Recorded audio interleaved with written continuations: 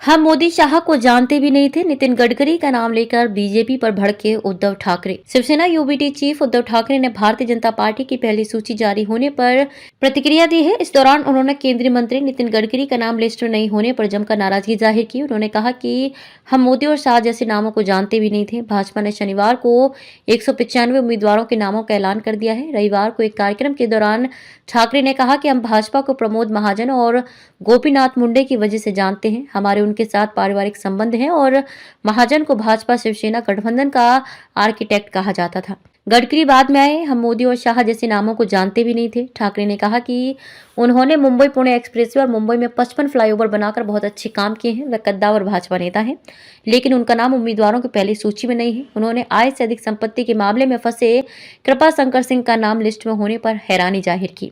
ठाकरे ने कहा कि दिल्ली में सरकार बनाने में महाराष्ट्र बड़ी भूमिका निभाता है और पिछले चुनाव में भाजपा और शिवसेना ने 42 सीटें जीती थी और उन्होंने दावा किया कि महाराष्ट्र की सीटों के बगैर एनडीए 250 सीटों का भी आंकड़ा पार नहीं कर पाएगी।